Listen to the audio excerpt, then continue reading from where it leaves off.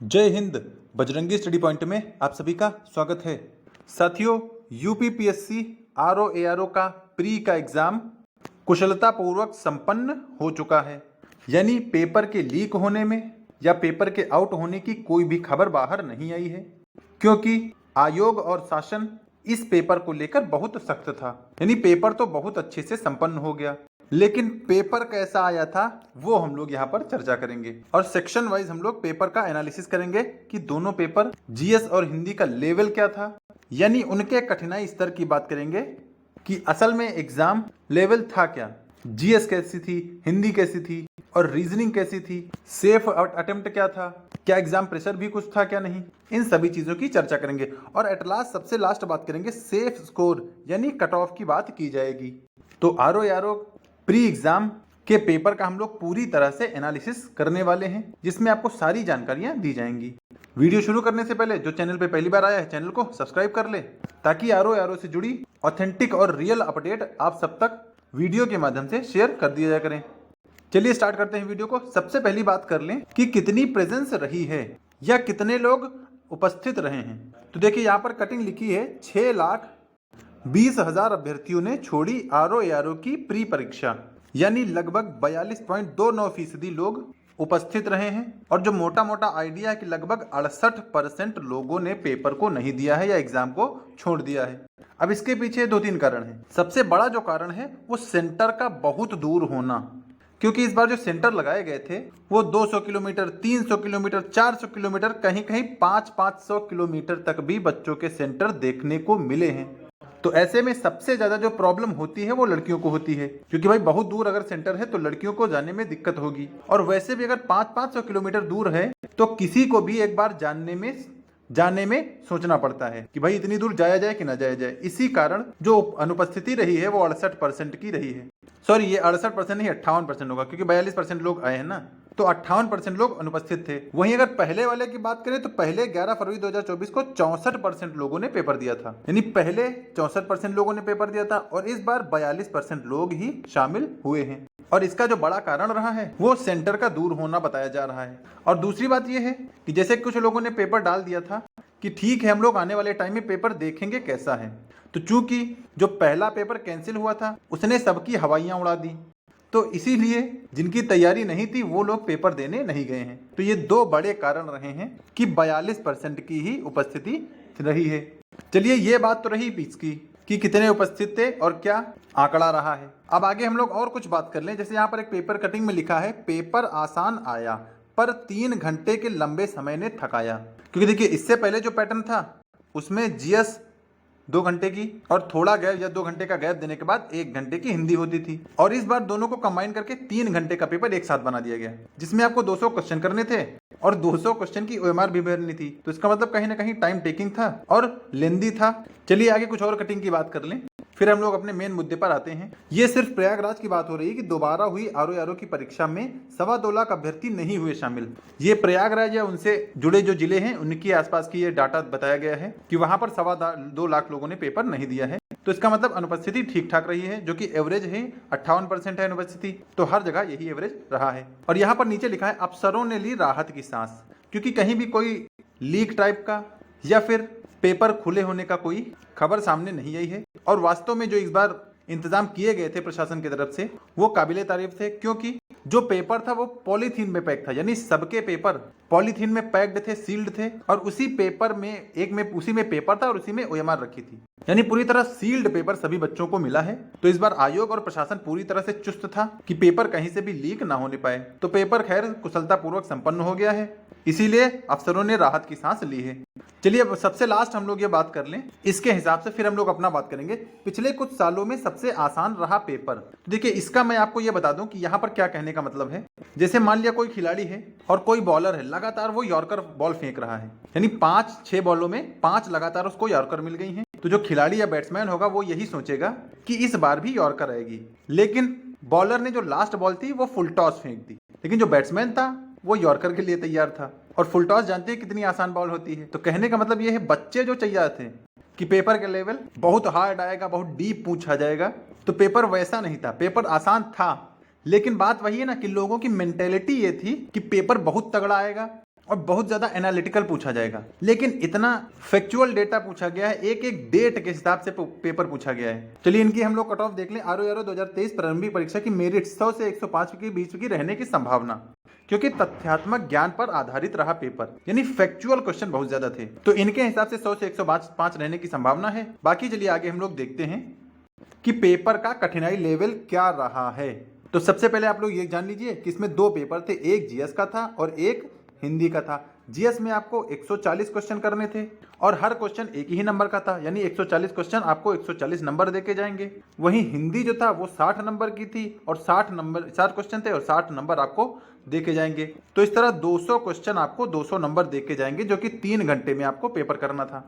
उसी बीच में आपको ओएमआर भी भरनी थी और उसी बीच में जो सबसे बड़ी प्रॉब्लम ये थी, क्योंकि बच्चे बहुत दूर दूर से गए थे तो उनको नींद की भी समस्या आ रही थी।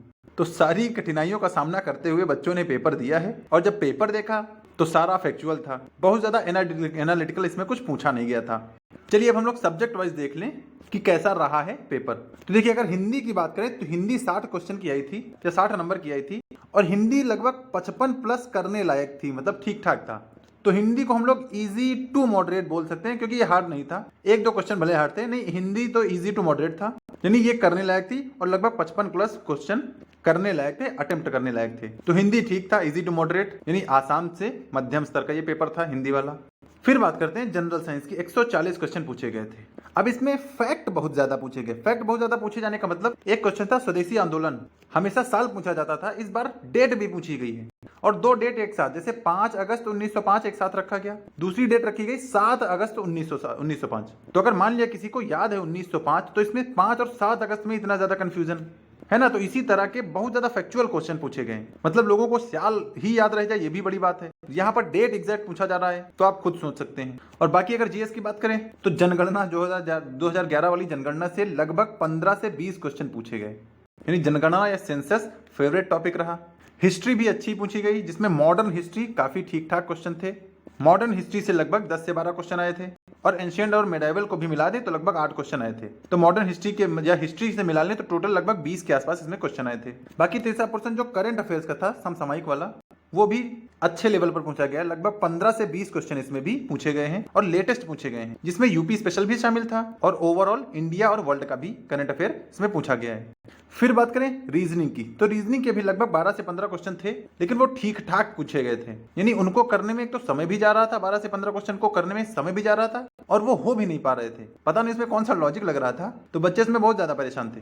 और मैथ का लगभग एक से 2 क्वेश्चन थे जो कि आसान थे, मतलब करने लायक थे, लेकिन रीजनिंग थोड़ा टाइम टेकिंग था, उसी में बार बार बच्चों को क्वेश्चन पढ़ने में, क्वेश्चन समझने में, लॉजिक लगाने में टाइम लग रहा था।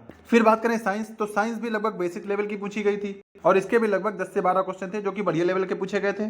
फिर बात करें पॉलिटी की, तो पॉलिटी में भी नंबर ऑफ क्वेश्चन की जो क्वांटिटी वो ठीक थी, लगभग 15 प्लस क्वेश्चन पॉलिटी से पूछे गए थे। लेटेस्ट ट्रेंड भी पूछा गया और कॉन्स्टिट्यूशनल से भी जुड़े सवाल पूछे गए थे। और सबसे बड़ा जो पोर्शन बच जाता है ज्योग्राफी का, ज्योग्राफी से वैसे बड़े लेवल के क्वेश्चन नहीं पूछे गए। ज्योग्राफी लगभग 5 से 6 क्वेश्चन ही पूछे गए, जो कि बच्चों के लिए एक सदमे जैसा था, क्योंकि जो इससे पहले पेपर आया था उसमें ज्योग्राफी और इन्वायरमेंट दोनों के मिला के लगभग 25 से 30 क्वेश्चन पूछे गए थे, लेकिन इस बार ज्योग्राफी ने सबको हिला के रख दिया। ज्योग्राफी पूछी ही नहीं गई, 5-6 सवाल से ज्यादा ज्योग्राफी नहीं पूछी गई। और एक और पोर्शन बचता है इकोनॉमिक्स था, तो इकोनॉमिक्स जो कोर सब्जेक्ट है इकोनॉमी वाला, वैसा कुछ नहीं पूछा गया था, बस ओवरव्यू वही वन लाइनर वाली चीजें इसमें पूछी गई थी। जैसे इकोनॉमिक्स से जुड़ा, करंट अफेयर से जुड़ा हुआ एक क्वेश्चन पूछा गया था कि इंडिया का 2024 के लास्ट में फॉरेक्स कितना था, तो जिन्होंने इसको फैक्चुअल पढ़ा है उसी को अटेम्प्ट कर पाया होगा। तो ओवरऑल कहने का मतलब ये था कि पेपर ये भी इजी टू मॉडरेट, कुछ क्वेश्चन इजी टू मॉडरेट थे और कुछ question moderate to high level के थे। यानी अगर हम लोग इसका एवरेज अटेम्प्ट मान लें तो लगभग ये 100 के आसपास, 140 में लगभग 100 के आसपास जो एवरेज अटेम्प्ट हो सकता है। बाकी ये कम ज्यादा हो सकता है अपने अपने हिसाब से, क्योंकि भाई किसी को फैक्चुअल चीजें तैयार हैं, किसी को नहीं तैयार हैं, और किसका कौन सा टॉपिक फेवरेट है। जैसे जिसका हिस्ट्री टॉपिक फेवरेट होगा उसमें क्वेश्चन ज्यादा पूछे गए, पॉलिटी से क्वेश्चन ज्यादा पूछे गए, जिसका ज्योग्राफी रहा होगा उसका नुकसान हुआ होगा क्योंकि उससे क्वेश्चन ही नहीं थे। तो अगर हम लोग दोनों में एवरेज अटेम्प्ट की बात करें तो लगभग 55 इसमें और 100 इसमें, तो लगभग 155 से 60 के बीच में जो एवरेज अटेम्प्ट हो सकता है वो था, यानी ये इतना करने लायक था। और चूंकि इसमें नेगेटिव 1/3 थी, यानी अगर आपने 3 क्वेश्चन गलत कर दिए तो आपका एक क्वेश्चन जो सही है वो भी खत्म हो जाएगा। और बाकियों में लगभग 1/4 की नेगेटिव रहती है कि अगर आपने 4 क्वेश्चन गलत किए तब आपका एक सही खत्म होगा। तो जो नेगेटिव थी वो खतरनाक थी, इसीलिए अगर जो एवरेज अटेम्प्ट है ये अगर 150 के आसपास भी है तब भी ठीक है। तो चलिए इन सभी के बेसिस पर अगर हम लोग सेफ स्कोर या सेफ कट ऑफ की बात कर लें तो देखिए अभी जितने यूट्यूबर हैं या जितने टीचर हैं वही लोग क्वेश्चन को एनालिसिस करा के अपनी अपनी आंसर की बता रहे हैं, लेकिन जो आयोग मानेगा या आयोग किस क्वेश्चन का आंसर क्या मानता है फाइनल वही होगा, क्योंकि आयोग जो बोल देगा डिसाइडिंग तो वही होगा, बाकी हम लोग चाहे जो करें। हालांकि ऑब्जेक्शन डाल सकते हैं लेकिन आयोग अपनी ही बात मानेगा। तो इसीलिए आप आयोग की ऑफिशियल आंसर की का वेट करिए और ऑफिशियल आंसर की लगभग 3 से 4 दिन में आ जाएगी। उसके बाद आपके जितने रॉ मार्क्स बन रहे होंगे उसी के बेसिस पर आपको सेफ स्कोर या कट ऑफ बताई जाएगी, क्योंकि अभी से सेफ स्कोर या कट ऑफ बताना बुद्धिमानी नहीं होगी, क्योंकि अभी किसी के पास कोई ऑफिशियल डेटा नहीं है। मान लिया आपके इस समय 120 सही हो रहे हैं यूट्यूब के टीचरों से मिला के, इन केस आपके आंसर की आने के बाद 10 क्वेश्चन कम हो गए या 10 क्वेश्चन ज्यादा हो गए तो उसी हिसाब से सबके नंबर भी कम या ज्यादा होंगे। तो जब तक ऑफिशियल आंसर की नहीं आ जाती तब तक हम लोगों को वेट करना चाहिए, और उससे पहले ये पूछना कि आपके इस समय कितने आंसर बन रहे हैं, कितना स्कोर बन रहा है, ये भी एक पूछना बेवकूफ़ी होगी, क्योंकि वही चीज़ है कि चीजें आयोग की ही मानी जाएंगी और आयोग अपने हिसाब से जो लॉजिक देगा उसी को फाइनल माना जाएगा। अब जैसे पेपर वालों ने लिखा था कि 100 से 105 के बीच सेफ स्कोर हो सकता है, तो कहने को भाई ये भी हो सकता है, क्योंकि वहां 3 घंटे का टाइम था, एग्जाम हॉल का प्रेशर भी होता है और लोगों की मेंटेलिटी थी कि क्वेश्चन पेपर वैसा आएगा, लेकिन क्वेश्चन पेपर थोड़ा आसान आ गया। तो हो सकता है लोगों ने हड़बड़ाहट में, जल्दबाजी में इसको गलत कर दिए हों, तो चीजें कुछ भी हो सकती हैं। लेकिन जब फाइनल या आयोग की आंसर की आएगी तो उससे चीजें क्लियर हो जाएंगी कि लगभग एवरेज मार्क्स कितने बन रहे हैं, तो उसी के बेसिस पर सेफ स्कोर या कट ऑफ का प्रेडिक्शन किया जा सकता है। और ऐसे ही अगर कुछ भी बता दिया जाए तो उसका कोई मतलब है नहीं। तो अगर सेफ स्कोर या कट ऑफ बताने में जल्दबाजी ना दिखाई जाए, उसे आराम से किया जाए तो ज्यादा बेटर रहेगा। और बाकी आपके अभी कितने रॉ मार्क्स बन रहे हैं ये हमें कमेंट में बताइएगा। और चीज़ों की अपडेट पाने के लिए हमारे Telegram channel Bajrangi study point से भी कनेक्ट हो जाइए। टेलीग्राम चैनल का लिंक हमने अपने इस वीडियो की डिस्क्रिप्शन में डाल दिया है। आप डिस्क्रिप्शन में दी गई लिंक से इस टेलीग्राम चैनल से कनेक्ट हो सकते हैं और वहां पर डेली टू डेली अपडेट को प्राप्त कर सकते हैं। और जैसे ही आयोग की आंसर की आएगी सबसे पहले टेलीग्राम पर ही भेज दिया जाएगा, तो आप सभी लोग वहां से कनेक्ट होकर उसे प्राप्त कर लीजिए। और बाकी मेरी तरफ से 2 काम किए जाएंगे। एक तो Bajrangi study point Telegram channel पर जब आंसर की आ जाएगी तब की मैं बात कर रहा हूँ, टेलीग्राम चैनल पर भी एक पोल डाल दिया जाएगा कि आपके आरओ के प्री में कितने नंबर बन रहे हैं। और दूसरा हम लोग यूट्यूब की कम्युनिटी पोस्ट में भी एक पोल डाल देंगे कि आंसर की आने के बाद आपके रॉ मार्क्स कितने बन रहे हैं। और उन दोनों के पोल का मैं फिर किसी अगले वीडियो में एनालिसिस करूंगा। तो फिलहाल अभी 2-3 दिन का इंतजार कर लेते हैं। आप लोगों ने भी तैयारी की होगी तो इस समय अपने आप को रिलैक्स करिए, चीज़ों को एंजॉय कीजिए, बहुत ज़्यादा लोड लेने की ज़रूरत नहीं है। और बाकी अपडेट पाने के लिए टेलीग्राम चैनल से भी कनेक्ट हो जाएं और यूट्यूब को भी सब्सक्राइब कर लें। और कट ऑफ बताने की जल्दबाजी मैं इसलिए नहीं कर रहा हूं ताकि चीज़ें जो भी हों ऑथेंटिक और रियल ही हों। और आपको क्या लगता है आप भी हमें कमेंट में बताइएगा, पेपर का लेवल कैसा था और आपका एवरेज अटेम्प्ट क्या रहा, ये भी हमें कमेंट में बताइएगा। तो फिलहाल वीडियो में यही जानकारी थी। उम्मीद है आपको सारे पहलू क्लियर हो गए होंगे। तो फिलहाल अपडेट में इतना ही था। मिलते हैं नेक्स्ट अपडेट के साथ, तब तक के लिए सभी को जय हिंद।